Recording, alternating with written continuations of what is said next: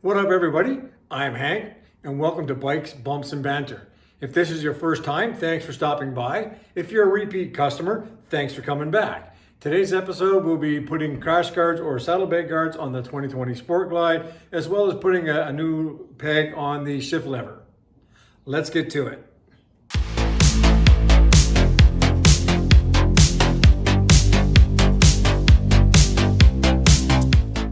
So I'd like to start off by saying that this is actually a purchase kit. It was not given to us.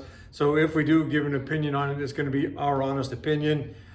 And another small disclaimer, the rest of this video I actually shot a while ago, and I'm just getting around to put it up now. So you're probably going to notice that the quality of the editing is a little off compared to some of the couple of the newer ones that I've done. As I stated before, I'm just starting out and just learning this. So, welcome to my journey of learning how to do this.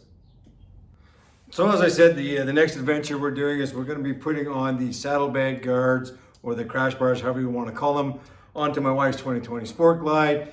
The thing you have to remember is the stock bolt is a T45, and the replacement that I got with my Hog Workz crash bar saddlebag guards is a 5/16 Allen key. So I have both of those ready.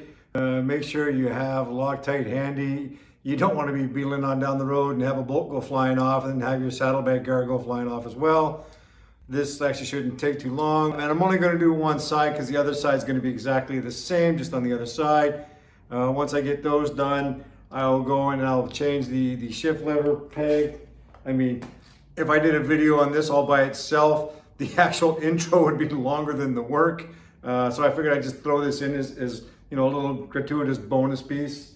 Without further ado, I'm going to turn off the camera. I'm going to reposition everything and get going. The saddlebag guard is actually going to go on the stock stem or behind the stock stem for the foot peg, and it's going to go up here on the mounting bolt.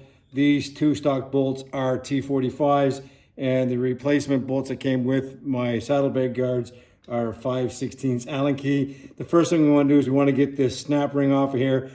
It is a pain in the butt to get this one off. So I bent this one off. I could probably straighten it back out and use it again, but I do have a whole box of new ones of these, so I'll just go grab a new one of these. So once we get that out, we want to get our pin out. Pin just pops straight out. Remember to put everything where you're not going to lose it.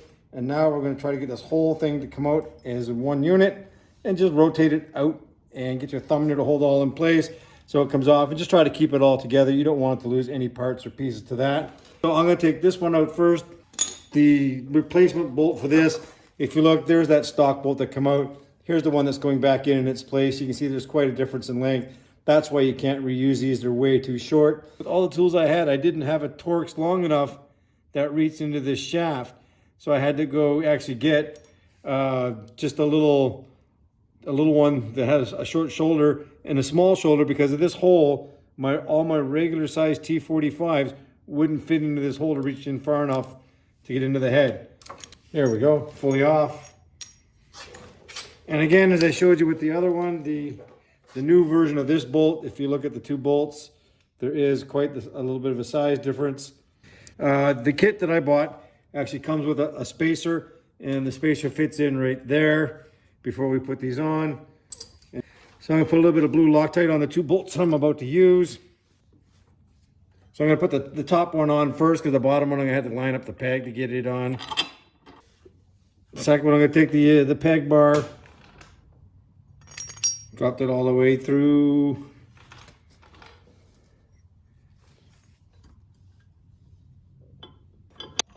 That should be somewhere right about there, I think, by the look. Once I put the peg on, I'll be able to adjust it. I think it's gonna be close like that. I mean, I might just, just for fun, I'm gonna throw this in and see what it looks like.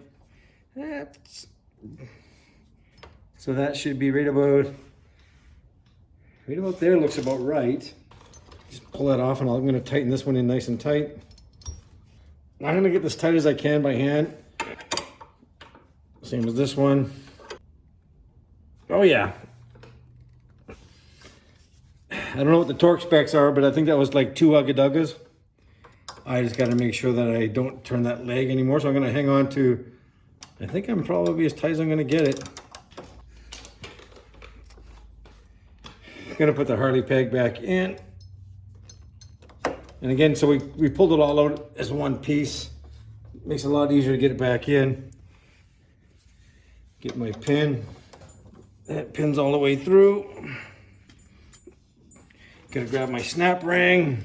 Before I put the snap ring in though, I'm just gonna fold the peg up. I'm gonna stand back and look and make sure it looks about right. So the other peg actually kind of follows this body line a little bit. And finish that off with the snap ring. And there we go. So that's this side done. The other side is going to be the exact same thing. I'm not going to bother showing the other side. So what I will do though is I'll pull the bike out, I'll spin it around, and I'll just change the foot piece on the shift lever. This is the opposite side now, and I've got it on. But you have to be careful when you put this back on, because you remember this pin fits into the hole, and the pins go front to back. So if you put that back on, so the groove is up top, then that pin won't fit front to back. So just remember that when you put the other side on. Watch how this goes in. So one thing I failed to mention when I was talking about the bike earlier is because Kimberly complained about the reach, we actually had this cut down an inch in order for her to get a better foot under here. When it was sticking out here, she had to really find that she was reaching for it and didn't like it. Changing this is just pure cosmetics. There's no other reason why I'm doing it. I normally wouldn't buy a shift lever or for a new toe piece, but I had one from an old bike that I had, and it was just sitting on the shelf.